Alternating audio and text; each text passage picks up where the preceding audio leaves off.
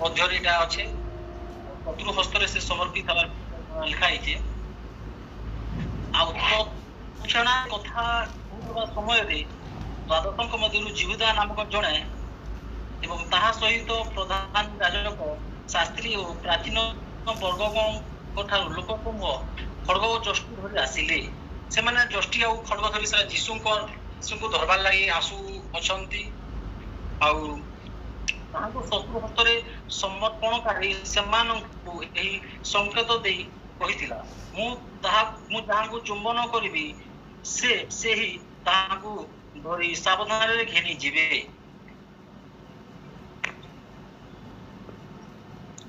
ତ ଆମେ ତାକୁ ସ୍ଥାନରେ ଯେ ଶାସ୍ତ୍ରୀ ଫାରୁସୀ ମାନେ ଯାଜକ ମାନେ ଯୀଶୁଙ୍କୁ ସେମାନେ ଧରବାର ଲାଗି ସେ ଯୋଉ ଯୋଜନା କରି ଅଛନ୍ ଆଉ ଯୋଜନା ମୁତାବକ ସେମାନେ ଆସିଲେ ଯୀଶୁଙ୍କୁ ଧରବାର ଲାଗି। ଆଉ ଆଗରୁ ଯେନ୍ତା ପ୍ଲାନିଂ ହେଇଥିଲା କରିବା ଜିହୁଦା ସେ ଯାଜକ ମାନଙ୍କର ସହିତ ସେ ପ୍ଲାନିଂ କରିଥିଲେ ଯୀଶୁଙ୍କୁ ସେ ଧରେଇ ଦେବାର ଲାଗି।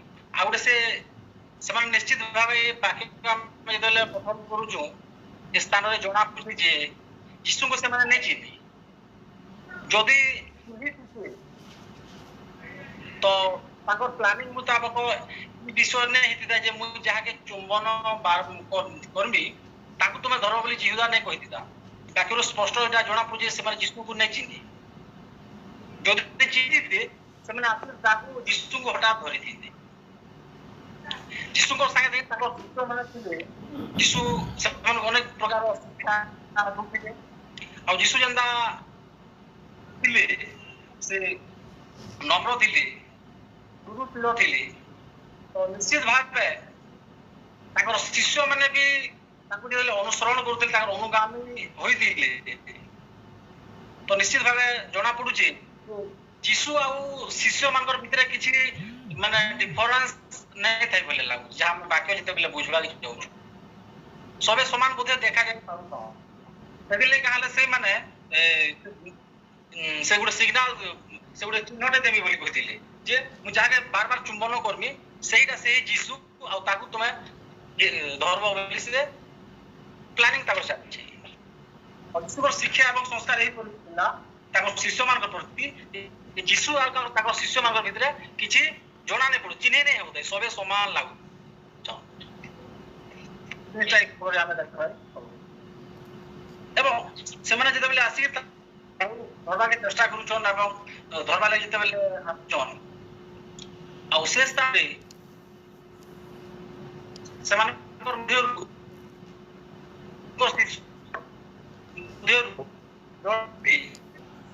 ସେ ଯାଜକ ଯେନ୍ ଧରବାର ଲାଗି ଆସିଥିଲେ ତ ସେ କାଣା ତାଙ୍କ କାନକେ ସେ କାଟି ପକାଲେ। ବିଶ୍ୱ ସମର୍ପିତଟା ହେଲେ ସବୁଟା ଟିକେ ଅଲଗା ଅଛି। ଆମେ ସେ ତାଙ୍କ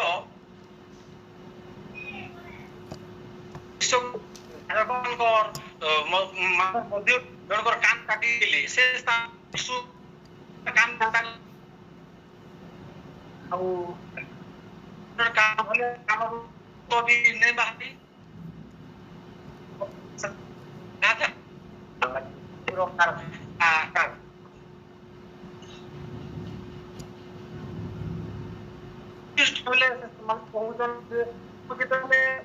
ଥିଲି ଏବଂ ସେ ସମୟରେ ତୁମମାନେ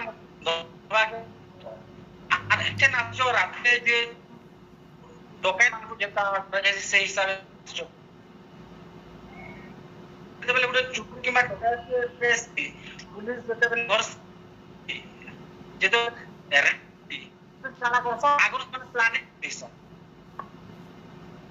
ଯେ पुलिस पार्टी वाले को जे ओदा राइट ओदा लेफ्ट रु आसबे राउंड सर्कल माने वृत्तका हिसाब से माने सब आड़ गुटे समस्त आसिक माड़ी बसबे आ जीसु कहू जे राति रे चोर डकायत मान धरला परे आसी छ बोली तो राति जब चोर डकायत मान धरा आसी सही परि भाबरे से माने जीसु को धरबार लागि आसी जन स्थान रे ଆଉ ଯୀଶୁ ଏ ବିଷୟ କହୁଛନ୍ତି ଯେ ଶିକ୍ଷା ଦଉଥିଲେ ସେ ଟାଇମରେ ତ ମାନେ ମତେ ଧର୍ମଶାସ୍ତ୍ରରେ ବି ଲେଖା ଅଛି ଉକ୍ତ ଏହି ବାକ୍ୟ ସଫଳ ହୁଏ ଏ ନିମନ୍ତେ ଏ ସମସ୍ତ ଘଟୁଅଛି ଯୀଶୁ ଅଛନ୍ତି। ଆଉ ନିଶ୍ଚିତ ଭାବରେ ଏଇଟା ଆମେ ସବୁ ମାଥ୍ୟୁ ଲୁକ 9:40 ପଢିବା ବେଲେ ବିଶ୍ଵ ଆମେ ଏଇଟା ଦେଖି ଜାଣିପାରୁଛୁ। କିନ୍ତୁ ପାଖରେ ଲୋକମାନଙ୍କ ମଧ୍ୟରୁ ଜଣେ ପଣ୍ଡା ବାହାର ଏବଂ କରି ତାହାର ସ୍ଥାନ କାଟି ପକାଇଲେ ସେ ସ୍ଥାନରେ ସ୍ଥାନ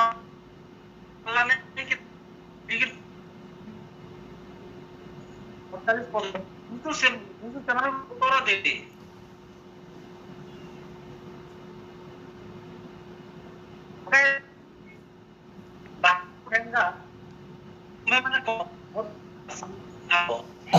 ପ୍ରତିଦିନ ତୁମମାନଙ୍କ ସହିତ ମନ୍ଦିରରେ ଖାଇବି କିନ୍ତୁ ତୁମେମାନେ ଧରିବା ପାଇଁ ମାତ୍ର ଧର୍ମଶାସ୍ତ୍ରର ବାକ୍ୟ ସମୂହ ଯେପରି ସଫଳ ହୁଏ ଏହି ସମସ୍ତ ଘଟୁଅଛି। ସେତେବେଳେ ସମସ୍ତେ ତାହାଙ୍କୁ ପଳାଇ ଗଲେ କିନ୍ତୁ ଧନୀ ଫୁଙ୍କାରେ ଖଣ୍ଡେ ସରୁ ଚାଦର ଘୋଡାଇ ହୋଇ ତାହାଙ୍କ ପଛେ ପଛେ ଯାଉଥିଲା ସେ ଧରିଲେ ମାତ୍ର ସେ ସେହି ସରୁ ଚାଦର ଖଣ୍ଡିକ ଛାଡି ଦେଇ ଫୁଙ୍ଗା ଦେହରେ ଚାଲିଗଲା। ଆମେ ସବୁ ଦେଖୁଥିଲି ଯୀଶୁ ନିମନ୍ତେ ଆସିଅଛନ୍ତି ଆଉ କେତେବେଳେ ଖଣ୍ଡାରେ ଆଘାତ କରିଛନ୍ ଯୀଶୁ ସେ ସ୍ଥାନରେ କହିଛ ଯେ ପିତାଙ୍କୁ ନିବେଦନ କରିବେ କହିଲେ ପିତା ସେ ଅନେକ ଦୂତକୁ ସେ କାଣା କରିବେ ପଠାଇ ଦେଇ ପାରିବେ ଏବଂ ସେ ସ୍ଥାନରେ ସେ ଯେ ଆସିଛନ୍ ତାଙ୍କୁ ଧରବା ଲାଗି ତାଙ୍କ ସହିତ ଯୁଦ୍ଧ ହେଇପାରବା ଯଦି ସେ ଚାହିଁବେ କିନ୍ତୁ ସେପରି ଯୀଶୁ କରିନାହାନ୍ତି କାହିଁକି ନା ଆଗରୁ ଧର୍ମଶାସ୍ତ୍ରରେ ଯାହା ମଧ୍ୟ ଲେଖା ହେଇଛି ସେ ସମସ୍ତ ବିଷୟ ସଫଳ ହେଉଅଛି ବୋଲି ଯୀଶୁ ସେ ସ୍ଥାନରେ କହିଅଛନ୍ତି। ଏଥିଲାଗି ସମସ୍ତ ବିଷୟ ଘଟୁଅଛି ବୋଲି କହିଛନ୍ତି।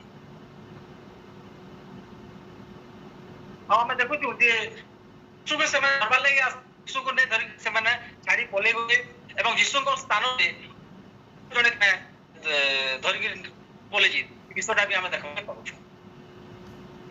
ଏହିପରି ହୋଇଅଛି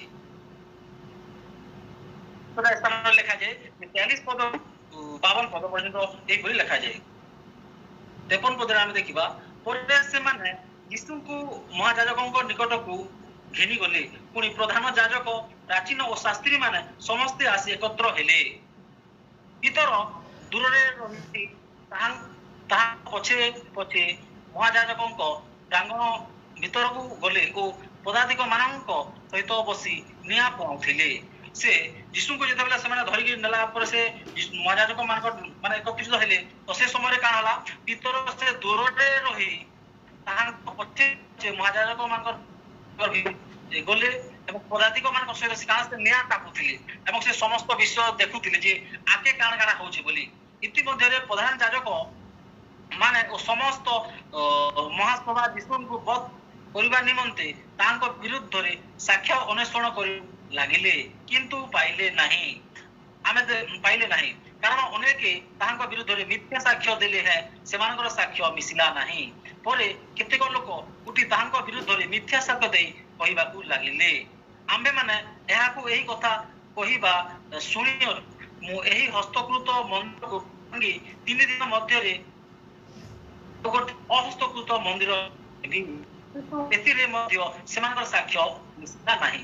ଆମେ ଦେଖୁଛୁ ଯେତେବେଳେ ମହାସଭାକୁ ଅଣାଗଲା ଏବଂ ସେ ସ୍ଥାନରେ ଯେତେବେଳେ ବିଚାର କଲାଗଲା ତ ଯୀଶୁଙ୍କର ବିରୁଦ୍ଧରେ ସେମାନେ ସାକ୍ଷ୍ୟ ଅନ୍ୱେଷଣ କଲେ ଯେ କେନ୍ତା କରି ତାକୁ ଦଣ୍ଡିତ କର୍ମା ବୋଲି ଏବଂ ସେ ସ୍ଥାନରେ କାଣା ହେଲା ଯେ ସେମାନେ ଯୀଶୁଙ୍କର ବିରୁଦ୍ଧରେ କୌଣସି ଯେତେ ମଧ୍ୟ ସାକ୍ଷ୍ୟ ଦେଲେ କୌଣସି ସାକ୍ଷ୍ୟ ମିଶିଲା ନାହିଁ। ସାଧାରଣତଃ ଆମେ ଯେତେବେଳେ କୋର୍ଟ ମାନଙ୍କୁ ନ୍ୟାୟାଳୟ ମାନଙ୍କୁ ବିଚାର କରାଯାଏ ତ ସେ ସ୍ଥାନରେ ସାକ୍ଷୀ ଏବଂ ପ୍ରମାଣର ଆଧାରରେ ଦଣ୍ଡିତ କରାଯାଏ ଏବଂ ଏ ସ୍ଥାନରେ ମଧ୍ୟ ଆମେ ଏହା ଦେଖିବାର ଲାଗି ପାଉଛୁ ଯେ ଯୀଶୁଙ୍କୁ ଯେତେବେଳେ ସେମାନେ ଦଣ୍ଡିତ করবার লাগি କରିଛନ୍ ଏବଂ ଯୀଶୁ ବିରୁଦ୍ଧରେ ସାକ୍ଷ୍ୟ ଅନ୍ୱେଷଣ କଲେ ଏବଂ ସାକ୍ଷ୍ୟ କିଛି ଦିନେ ମିଶିଲା। ତ ଆମ ସାକ୍ଷୀ ସେଇ ହିସାବରେ ସାକ୍ଷୀ ଦଉଛନ୍ତି କୋନ ପ୍ରକାର ସାକ୍ଷ୍ୟ ଅନେକ ମାନେ ପଢମା ବେଲେ ଯେ ତାଙ୍କର ସାକ୍ଷ୍ୟ ନେଇ ମିଶିଲା। ସାକ୍ଷ୍ୟ ଯେତେବେଳେ ମିଶିଲା ସେ ସ୍ଥାନରେ ତାପରେ କଣ ହେ ଯେ ସେମାନେ କହୁଛନ୍ ଏ ବ୍ୟକ୍ତିର ବିରୁଦ୍ଧରେ କୌଣସି ସାକ୍ଷ୍ୟ ଯେତେବେଳେ ନେଇ ମିଶିବା ଯେ ଯେତେବେଳେ କହୁଥିଲେ ଯେ ସେ ମନ୍ଦିର ଇ ମନ୍ଦିରକେ ତୁମେ ମାନେ ଯଦି ଭାଙ୍ଗି ଦେବ ତେବେ 3 ଦିନରେ ନିର୍ମାଣ କରିବ ବୋଲି ଯୀଶୁ କହିଥିଲେ ଏବଂ ସେ କହିଲା ସେ ସାକ୍ଷ୍ୟଟା ବି ମଧ୍ୟ ନେଇ ମିଶିଲା। ତାପରେ ସେମାନେ କାଣା କରବା ବୋଲି ଚିନ୍ତା କଲେ। ସେ ସାକ୍ଷ୍ୟ ବି ଯେତେବେଳେ ନେଇ ମିଶିଲା ତ ସେମାନେ ଆଉ ଗୋଟେ ବିଷୟ କହିଲେ ଯେନ୍ଟା ବି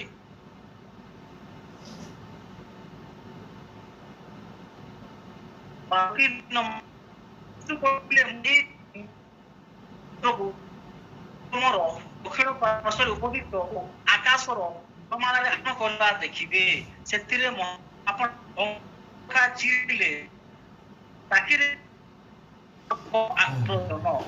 ଆପଣ ମାନେ ଈଶ୍ୱର ନିନ୍ଦା ଶୁଣିଲେ ଆପଣ ମାନଙ୍କର ବିଚାର କଣ? ଏଥିରେ ସେମାନେ ସମସ୍ତେ ସେ ପ୍ରାଣଦଣ୍ଡର ଯୋଗ୍ୟ ବୋଲି ମତ ଦେଲେ। ଯୀଶୁଙ୍କୁ ଯେତେବେଳେ ସେ ସ୍ଥାନରେ ପଚାରିଲେ ଯେ ତୁମେ କିଏ, ତୁମେ ଖ୍ରୀଷ୍ଟ କାଁ ବୋଲି, ଈଶ୍ୱରଙ୍କ ପୁତ୍ର କାଁ ବୋଲି ସମସ୍ତ ବିଷୟ ମାନେ ପଚାରିଲେ ସେଥିରେ ଯୀଶୁ ମୌନ ହେଇକି ରହିଲେ। ତ ଯୀଶୁଙ୍କୁ ସେମାନେ ଚେଷ୍ଟା କରୁଛନ୍ତି ଅନେକ ପ୍ରକାରର ଆରୋପ ଲଗେଇ କରି ତାଙ୍କୁ ଯେତେବେଳେ ଦଣ୍ଡିତ କରିବାକୁ ଚେଷ୍ଟା କରୁଛନ୍ତି ସେ ସ୍ଥାନରେ ମଧ୍ୟ କୌଣସି ବିଷୟ ଯେତେବେଳେ ନେଇ ପାଇଲେ ତ ଏ ସ୍ଥାନରେ ତାପରେ ଯୀଶୁ କହିଲେ ଯେ ଯେତେବେଳେ ସେ ମହାପରାକ୍ରମରେ ଆସିବେ ତ ସେ ବିଷୟରେ ସେମାନେ ସେ ପଏଣ୍ଟରେ ଧରିଲେ ଯେ ଏ ଈଶ୍ୱରଙ୍କ ନିନ୍ଦା କରୁଛେ ବୋଲି। କାରଣ ସେ ସମସ୍ତ ଯେଉଁମାନେ ଯୀଶୁଙ୍କୁ ଧରିଥିଲେ ସେ ସମସ୍ତେ କେହି ନେଇ ଜାଣିଥାଏ ଯେ ପ୍ରଭୁ ଯୀଶୁ ଖ୍ରୀଷ୍ଟ ଈଶ୍ୱରଙ୍କର ପୁତ୍ର ବୋଲି ସେମାନେ ନେଇ ଜାଣିଥାଏ ଏବଂ ସେମାନେ ଯୀଶୁଙ୍କୁ ଗୋଟେ ସାଧାରଣ ବ୍ୟକ୍ତି ବୋଲି ସେମାନେ ବିବେଚନା କରୁଥିଲେ ଏବଂ ଯୀଶୁଙ୍କର ଯେ ଲୋକପ୍ରିୟତା ବଢି ଚାଲୁଥିଲା ଏବଂ ଲୋକମାନେ ଯୀଶୁଙ୍କୁ ଯେନ୍ ପ୍ରକାରରେ ମାନୁଥିଲେ ସେ ସମସ୍ତ ବିଷୟ ଦେଖି ସେମାନେ ଈର୍ଷା କରୁଥିଲେ ଯୀଶୁଙ୍କୁ। ତ ଏ ସ୍ଥାନରେ ଆମେ ଦେଖୁଛୁ ଯେ ଯୀଶୁ ଯେତେବେଳେ ସେ ବିଷୟଟା କହିଛନ୍ ତ ସେ ସ୍ଥାନରେ ସମସ୍ତେ କହିଛନ୍ ଯେ ଇଏ ଈଶ୍ୱରର ନିନ୍ଦା କରିଛି, ଇଏ ନିଶ୍ଚିତ ଭାବେ ଗୋଟେ ପ୍ରାଣଦଣ୍ଡର ଯୋଗ୍ୟ ବୋଲିକି ସେମାନେ କହୁଅଛନ୍ତି। କାରଣ ସେମାନେ ଜାଣିନାହାନ୍ତି ଯେ ଯୀଶୁ ଯେନ୍ ବିଷୟଟା କହୁଛେ ସେ ସତ୍ୟ ଜାଣି ନଥିବାରୁ ସେମାନେ ସେହି ପ୍ରକାର ସବୁ ବିଷୟ ଗୁଡାକ କହିଅଛନ୍ତି। ଆମେ ବିଷୟଟା ସ୍ଥାନରେ ଆମେ ଦେଖିବାକୁ ପାଉଛୁ। 65 ନମ୍ବର ପଦରେ ଲେଖାଯାଏ, ପୁଣି କେହି କେହି ତାହାଙ୍କ ଉପରେ ଛେପ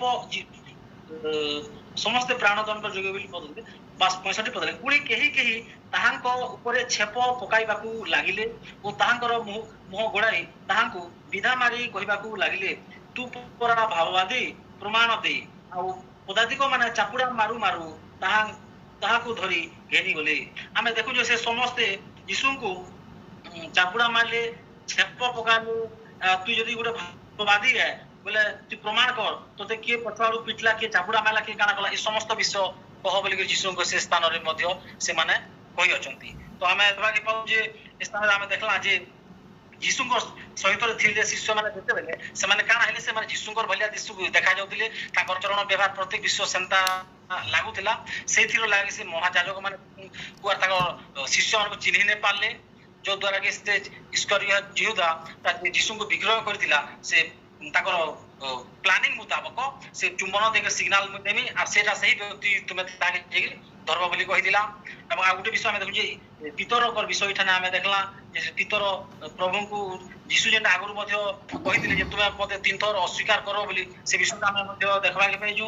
ଏବଂ ଯୀଶୁଙ୍କର ବିରୋଧରେ କୌଣସି ଯେତେବେଳେ ସାକ୍ଷ୍ୟ ମାନେ ଅନ୍ୱେଷଣ କଲେ କୌଣସି ସାକ୍ଷ୍ୟ ସେଥିରେ ନାଇଁ ମିଶିଲା ଏବଂ ଯୀଶୁ ଯେତେବେଳେ ଏଇ ବିଷୟଟା କହିଲେ ସେ ଆଗମନ କରିବାର ବିଷୟଟା ଏଥିରେ ଈଶ୍ୱରଙ୍କ ନିନ୍ଦା କଲା କରୁଛି ବ୍ୟକ୍ତି ବୋଲି, ସେ ପଏଣ୍ଟରେ ସେମାନେ ଯୀଶୁଙ୍କୁ ଧରି ଅଛନ୍ତି। ଅନେକ ଛେପ ପକାଲେ, ଚାପୁଡା ମାରିଲେ, ଅନେକ ପ୍ରକାର ପ୍ରହାରିତ ମଧ୍ୟ ସ୍ଥାନରେ କରି ଅଛନ୍ତି। ଏ ବିଷୟଟା ଆମେ ଯେତେବେଳେ ଅଧ୍ୟୟନ କରୁଛୁ ଏ ବିଷୟଟା ଆମେ ଦେଖିବାକୁ ପାଉଛୁ।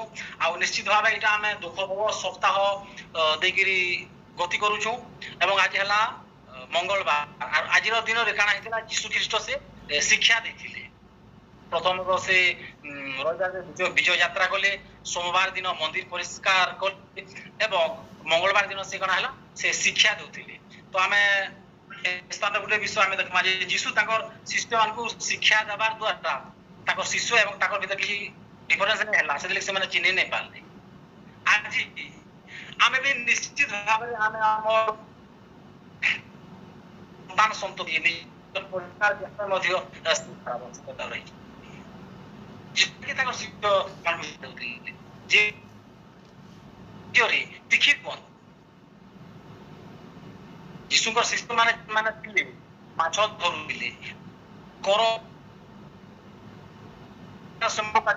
ଜଗତର ବିକ୍ରି ନାହିଁ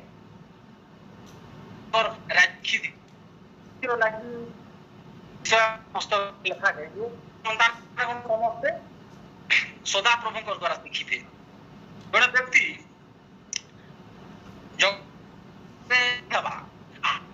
ରାଜ୍ୟରେ ଶିକ୍ଷା ସମ୍ପୂର୍ଣ୍ଣ ଭିନ୍ନ ବିଷୟ ଜମିନ ଆସମାନର ଆଜି ଅନେକ ଲୋକ ଜଗତର ଶିକ୍ଷା ଗ୍ରହଣ କରି ଅନେକ ଉଚ୍ଚ ପଦବୀରେ ଅଛନ୍ତି କିନ୍ତୁ ବାସ୍ତବରେ ସେମାନେ ଶିକ୍ଷିତ ତାଙ୍କୁ ଆମେ ସେମାନେ ଶିକ୍ଷିତ ନୁହେଁ ଈଶ୍ୱରଙ୍କ ରାଜ୍ୟରେ ଯେମାନେ ବାସ୍ତବରେ ଶିକ୍ଷିତ ଈଶ୍ୱରଙ୍କ ରାଜ୍ୟରେ କେମାନେ ବାସ୍ତବରେ ଈଶ୍ୱରଙ୍କ ରାଜ୍ୟରେ ଶିକ୍ଷିତ ଯେମାନେ ଈଶ୍ୱରଙ୍କୁ ଭଲ ଭାବେ ଜାଣିଛନ୍ ଈଶ୍ୱରଙ୍କର ବାକ୍ୟକେ ପାଳନ କରୁଛନ୍ ଅନୁଗମନ କରୁଛନ୍ ନିଜର ପୁସ୍ତକକେ ବହିକରି ପ୍ରତିଦିନ ଯୀଶୁଙ୍କର ଅନୁଗମନ କରୁଛନ୍ ସେମାନେ ହଉଛନ୍ ବାସ୍ତବରେ ଈଶ୍ୱରଙ୍କ ରାଜ୍ୟରେ ଶିକ୍ଷିତ। ଆଜି ଆମେ ଆମର ସନ୍ତାନ ସନ୍ତତିକେ ଶିକ୍ଷିତ କର୍ମା ଆମର ପରିବାରକେ ଶିକ୍ଷିତ କର୍ମା ଆମେ ଯୀଶୁ ଆମକୁ ଯେନ୍ ବିଷୟ ଶିକ୍ଷା ଦେଇଛନ୍ ସେଟା ଆମର ପରିବାରର ସମସ୍ତଙ୍କୁ ଆମେ ଶିକ୍ଷା ଦେମା ଆମର ଆତ୍ମୀୟ ସ୍ୱଜନକେ ଆମେ ଯୀଶୁ ଯେନ୍ ଶିକ୍ଷା ଦେଇଛନ୍ ଆମକୁ ଆମେ ସେ ଶିକ୍ଷା ଦେମା ଆମର ପାଖ ପଡ଼ୋଶୀକୁ ଦେମା ପାଖର ବ୍ୟକ୍ତି ବିଶେଷକୁ ଆମେ ଶିକ୍ଷା ଦେମା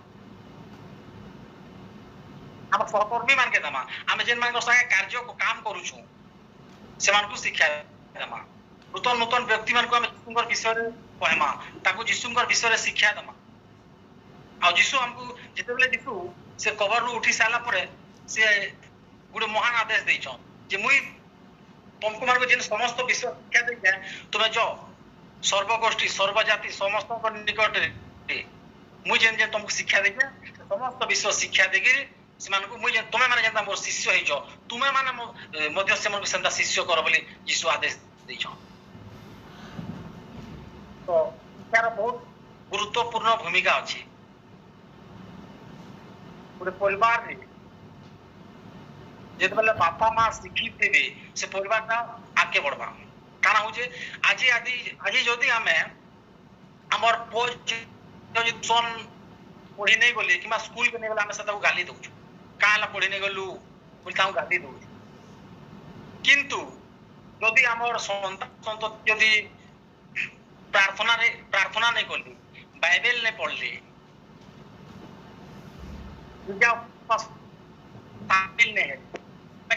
ଗାଲି ଦଉଛୁ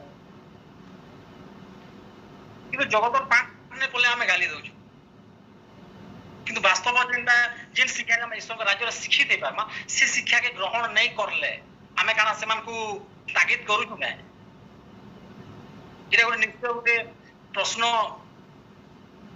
ବାଚି ଅଟେ କାରଣ ଯୀଶୁ ଆମକୁ କହୁଛନ୍ ଯୀଶୁ ଆମକୁ ଶିକ୍ଷା ଦେଇଛନ୍ ଆଉ ଯୀଶୁ ମଧ୍ୟ କହୁଛନ୍ ଯେ ତୁମ ମାନେ ମଧ୍ୟ ଶିକ୍ଷା ଦିଅ ବୋଲି ଆଜି ଆମେ କେତେ ଜଣ ଆମ ନିଜର ସନ୍ତାନ ସନ୍ତତି ମାନଙ୍କୁ ଆମେ ସଚେତନ କରୁଛୁ ବାଇବେଲ ପଢବାର ଲାଗି ପ୍ରାର୍ଥନା କରବାର ଲାଗି ଗିର୍ଜା ଉପାସନାରେ ସାମିଲ ହେବାର ଲାଗି ସହଭାଗିତା ଲୋକେ আসবার ଲାଗି ଆମେ ଯଦି ସେ ସମସ୍ତ ବିଷୟ ସେମାନଙ୍କୁ ଶିକ୍ଷା ଦେମା ଆରୁ ଦେମା ବୋଲେ ସେମାନେ କାଣା ହେବେ ପ୍ରଭୁଙ୍କର ବିଷୟ ଅନେକ ବିଷୟ ସେମାନେ ଜାଣିପାରିବେ ଏବଂ ଈଶ୍ୱରଙ୍କ ରାଜ୍ୟରେ ସେମାନେ ଶିଖି ଦେଇପାରିବେ ଏବଂ ସେମାନେ ମଧ୍ୟ କାଣା କରିବେ ସେମାନେ ମଧ୍ୟ ଅନେକ ଆତ୍ମା ମାନଙ୍କୁ ଲାଭ କରିପାରିବେ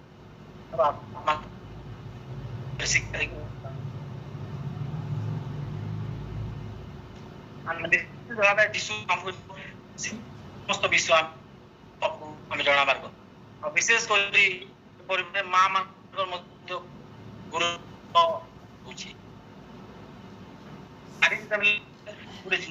ଯେତେବେଳେ ଶିଖିବା ସେ ଗୋଟେ ମା ହେଇପାରବା ଗୋଟେ ଶିକ୍ଷିତ ଗୋଟେ ମା ବୋଲେ ଶିକ୍ଷିତ ପାରବା ସେ ସୁସ୍ବାର ଗଠନ କରିପାରବା ସେ ଗୋଟେ ଶିକ୍ଷିତ ପରିବାର ଗଠନ ତେଣୁ ପରିବାର ମଧ୍ୟରେ ଗୋଟେ ବାପାର ଠାରୁ ମାର ଦାୟିତ୍ୱ ଏବଂ କର୍ତ୍ତବ୍ୟ ବହୁତ ଅଟେ।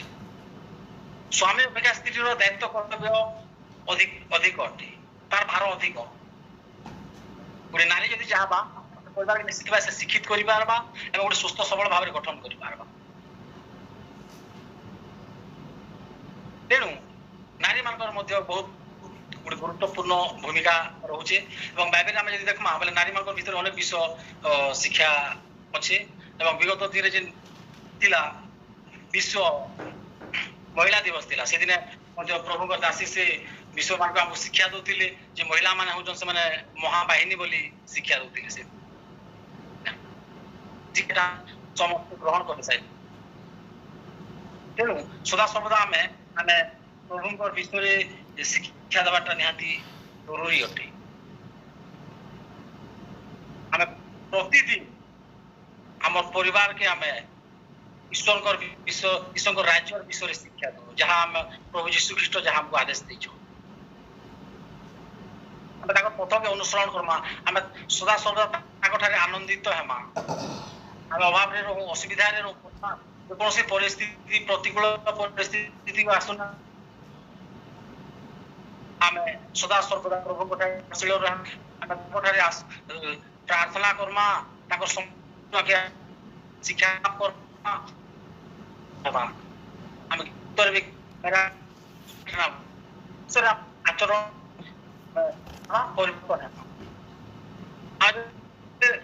ଉତ୍ତମ ଶିକ୍ଷା ଗ୍ରହଣ କର୍ମା, ଆମର ଆଚରଣ ଭୁଲିଯିବା। ଆମେ ଆମ ଜୀବନ ଯାହା ମଧ୍ୟ ଥିବ ପୁରାତନ ସେ ସବୁ କାଣା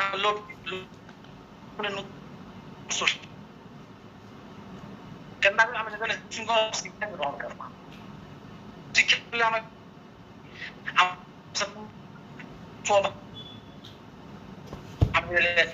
ଶିକ୍ଷିତ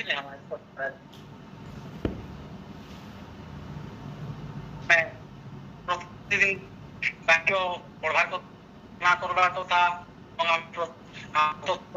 ଆମେ ଜଣାବା ସମସ୍ତଙ୍କୁ ହବାର କଥା। ଏଟଲିଷ୍ଟ ଆମେ ଗୋଟେ ମାସ ଜଣେ 2 ଜଣ ହେଲେ ଶିକ୍ଷା ସବୁ ଚେଷ୍ଟା ମାନେ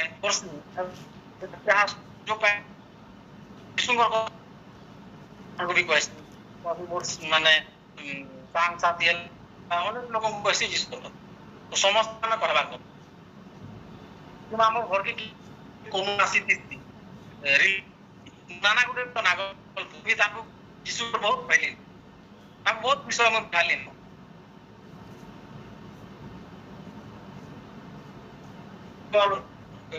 ବହୁତ ଅନେକ କଥା କହିଲି ନ ଅନେକ ଲୋକଙ୍କୁ ଯେତେ ମୋର ଗୋଟେ ମାନେ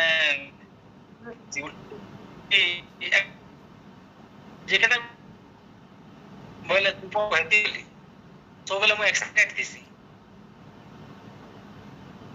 ତ ସମସ୍ତେ ଆମେ ସେୟାର ଯୀଶୁ ବିଶ୍ୱାସ ଯୋ ଦ୍ୱାରା କାଣା ଯେତେବେଳେ ବିଷୟ ଥିଲା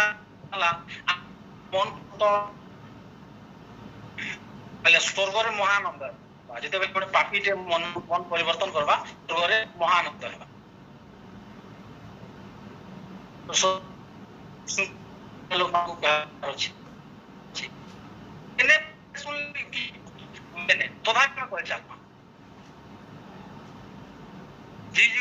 ସେ ସୁସ୍ଥ ହାର ମାନ ଅସ୍ଥି ମାନଙ୍କୁ ସେ ଥିଲେ।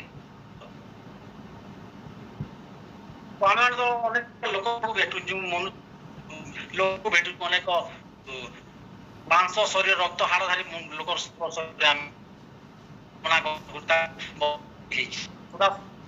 ଆମେ ସେୟାର କର ଅନେକ ମା ମାନଙ୍କୁ ସେମାନେ ଆସି ଅନେକ ଚାଲି ଚୁକଲି ଆଲୋଚନା କରସନ୍ ସେ ତ ରହିକରି ଜାଣି ମାନେ ଯୀଶୁଙ୍କର ଉପାସନା କରିବାର ଆବଶ୍ୟକତା। ଗୋଟେ 4ଟା 5ଟା ମା କେ ଦେଲି ବୋଲେ ମାନେ ଅନେକ ପ୍ରକାର ମାନେ ବିଷୟ ଆଲୋଚନା ଅଛି। କିନ୍ତୁ ପ୍ରଭୁଙ୍କୁ ଜାଣିଥିଲା ମା ଭଉଣୀ ମାନେ ବାସ୍ତବ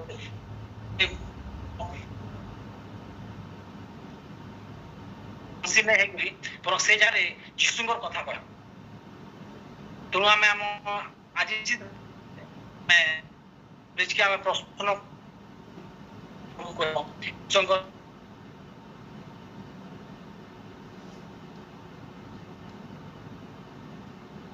ଶିକ୍ଷିତ ନିଜର ସାଙ୍ଗସାଥି ନିଜର ବିଶେଷ ମାନ ଆମେ ସେ ବିଷୟ ଲାଗି ଆବଶ୍ୟକତା ରହିଛି।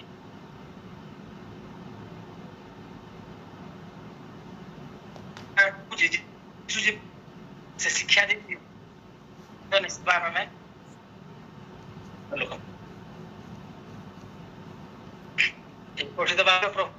ପ୍ରତ୍ୟେକକୁ ସାହାଯ୍ୟ କରୁ। ଆମେନ୍।